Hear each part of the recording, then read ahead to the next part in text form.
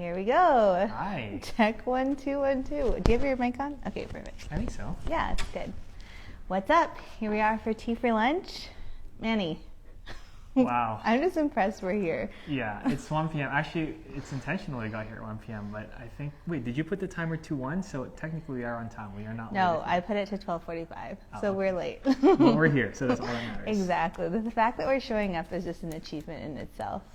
Yes, But it's been a week. what a week. We've had a really busy week, which we'll get into, but let's have some tea. Yeah, I'm drinking chamomile always. Selection here is weak. I am not doing chamomile because I need the energy. So I've got Earl Grey Classic. It's got some caffeine. Are you a tea person, by the way? No, I'm a coffee person. Same. I do not like tea. But I only drink tea when I'm sick. Oh, fun. But, yeah, I like tea when I'm sick too. But coffee's my go-to. Yes, I need the caffeine. Hey, welcome to Tea for Lunch, the show where we serve up the news you need to know in 15 minutes or less. Before we get into our story today, we have Manny here on the show with me. First time we're doing the show together, which is fun. Yeah, I've done it with Mike and Ben, so this is the first time it's Mitzi and I. I love it. Why don't you tell the people what you do at Arcade? Sure. So I'm a project lead. I work really closely with the entire team and all the clients that we work with to just make sure that we're doing the things we said we do and making sure all of our cool ideas and strategies are brought to life. So every day's kind of different. Some days are the same, but overall I just have a lot of fun. That's consistent. Yeah, I am so glad we didn't have a project lead for the first 3 years of our business, and so I would literally get on a call with a client and be like, jump off the call and be like, that was great, and then action on nothing. I'd be like, oh yeah, what was I supposed to do? So you are a huge help. Yes. So if you're new here, every week we'll come at you with the main story covering some sort of marketing angle or tech news or something. Could be a summary of new technology or trends that we're watching. You can catch the show live on Instagram every Thursday around 12:30 Mountain Standard Time. Sometimes later, sometimes earlier, depends on the day. Or you can listen to the replay every Friday morning on Apple Podcasts, Spotify, or wherever you listen. It's been a crazy week. Yes, it's been a crazy week. We talked a little bit about what I do. It's been a crazy week because we've been onboarding so many new team members. Just this week, we onboarded 3. We got 3 more coming on next week. So there's a lot going on over at Arcade Studios. But yeah, shout out to Alyssa, our new creative director. Shout out to McKenna, who's joining us as community manager. And shout out to Vern, who is joining us as our first ever social video producer. So there's a lot going on. And then next week we have a few other onboardings, which will be fun too. And the week after. It's a bit of a bottleneck right now, but I think once we get through it, we can maybe start showing up here on time. We'll get there. Okay, should we get into our first story? Let's do it.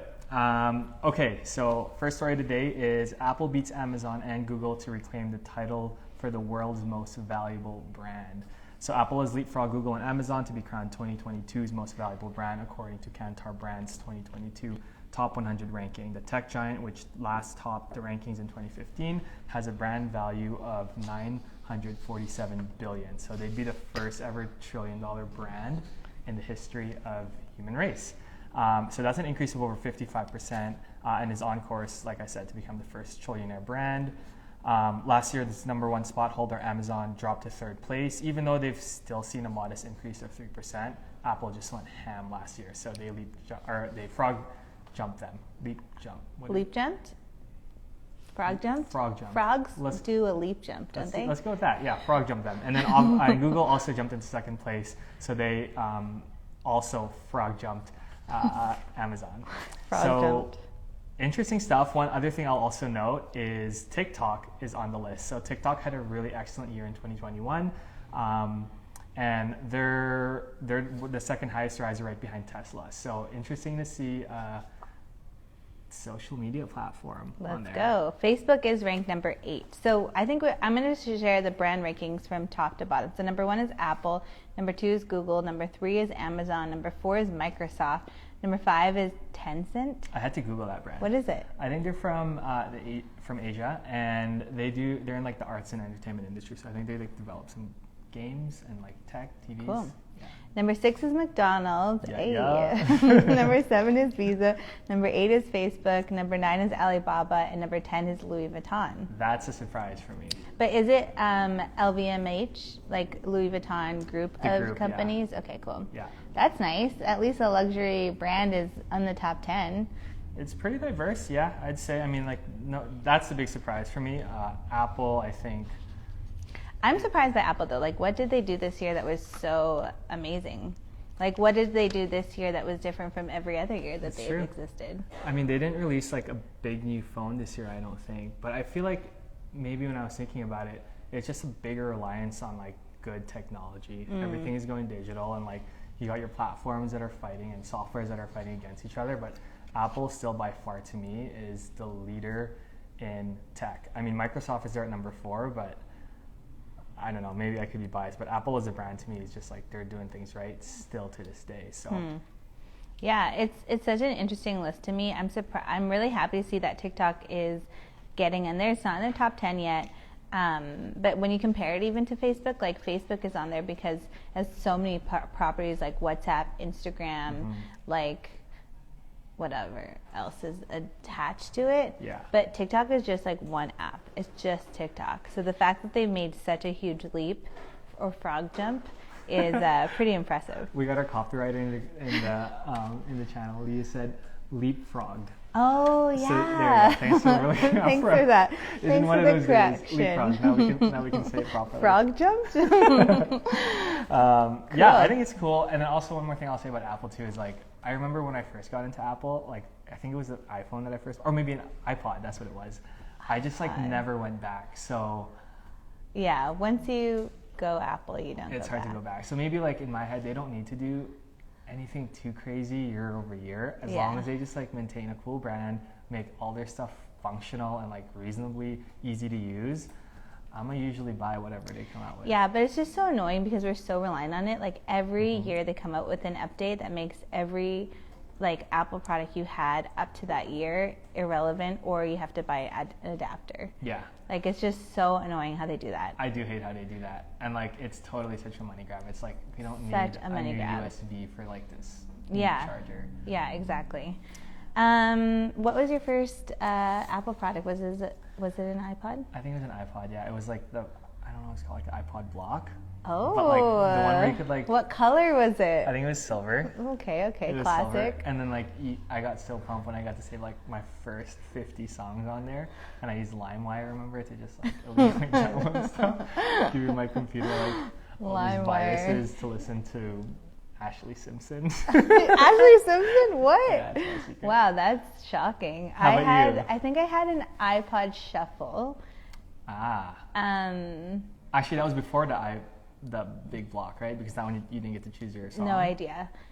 I don't know why I would have done a shuffle because I'm such a control freak. Like I need to, and I also listen to the same song over and over and over. Like I think I only listened to like 10 songs ever, and I listened to those 10 songs for like a year. What were the songs? I don't remember the songs, but it was probably like, I don't know, like 50 Cent or something. I loved his album. But I feel like I still do that to this day. And actually I read a stat somewhere once that was really depressing, and it said that the older you get, the less open you are to listening to new songs and new music. So it's just like a sign that you're aging, which is really sad. It's very sad. Because I can't even listen to like new hip hop. I'm just gonna like, what is this music like? And I just listen to the same old stuff. You're just like bumping Get Rich or Die Trying. Yeah, I love that album. That makes sense. Okay, let's move on to our next story. Got it? Yeah, I got it. So speaking of brands, here's a big one. Stripes is officially suing Checks, and if you have no idea what that means, Adidas is officially suing Nike over its app and some of its sneakers.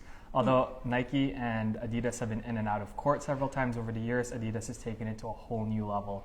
Adidas filed its first federal lawsuit against Nike, claiming that it's infringed upon 9 of its patents related to smartphone apps and an adjustable shoe technology. So if anyone is familiar with like the Nike training app or the Nike running app, I use it personally. Basically, Adidas is saying some of the certain features that they have on there, like the audio, some certain workouts, GPS tracking, training plans, all that stuff was originated by Adidas. So they're seeking damages from Nike, as well as a court order preventing them from directly or indirectly infringing on one or more of their patents involved.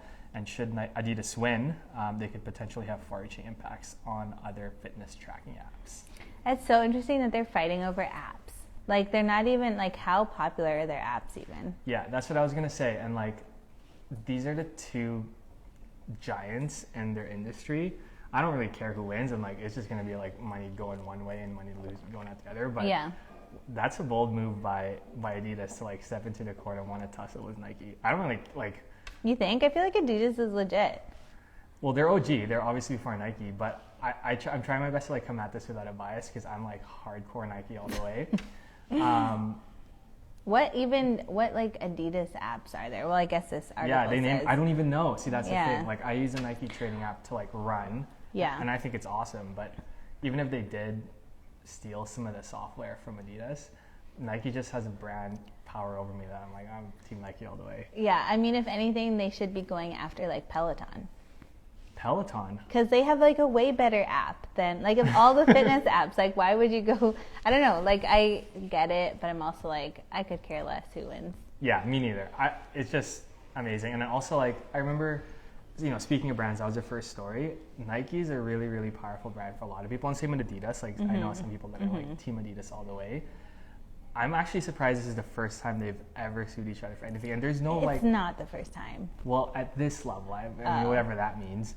I think they're suing them for a lot of money. They've fought over, like, I'm guessing some previous patents, but no idea is original anymore, especially if, like, you're at this level where you're such a big, acclaimed brand. To me, it's a bad look on Adidas. Really? Personally, yeah. I don't know. If I were Adidas and I was, like, working on an app and Nike came in and took, like, some sort of patent from me, then I would sue them. Yeah, makes sense. Because they do have... I feel like they're also, like, the more, like, trendy, like, popular brand compared to Adidas, but... Yeah, Adidas is a pioneer, and it's going to be interesting to see. It just happened Friday, so we'll keep eyes on that. Check Silver Stripes, though. All right, moving on to our last story. I think this is probably your favorite story of the day, to be honest. Ours or yours? Mine. Okay. Mine's Okay, people are accusing Kim Kardashian of damaging the Marilyn Monroe infamous gown that she wore to the Met Gala. We've talked about this Met Gala gown before in the past. If you didn't listen to that episode, all you need to know is that she did not understand the assignment. It was not on theme for the night, but she wore it anyways. So she borrowed the dress from Ripley's Believe It or Not museum, which brought it in from an auction where they spent $4.8 million on it. It was originally worn by Marilyn Monroe to John F. Kennedy's birthday fundraiser in 1962, and now the gown is worth over $10 million.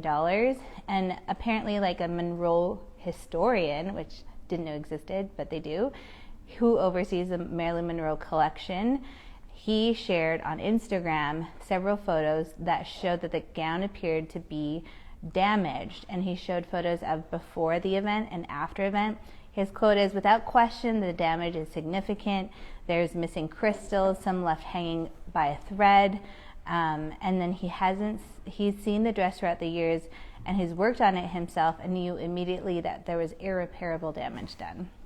Which, like, honestly, I don't know if you've seen, but there's, like, video of Kim Kardashian trying to get, like, her butt in the dress. And there's, like, 4 people trying to get it in. And in the end, they can't even do it. So I'm like, there's no surprise that there's damage to it.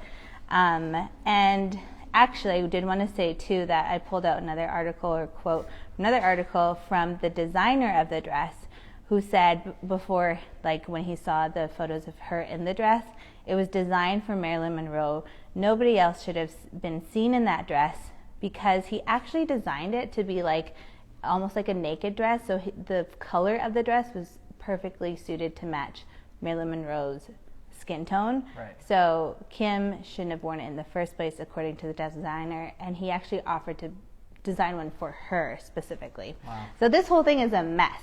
And yeah. at first, before you even What are your thoughts? Yeah, tell me. At first I was like, what the hell was Kim doing in that dress to like ruin it that much, knowing how important of a dress that is.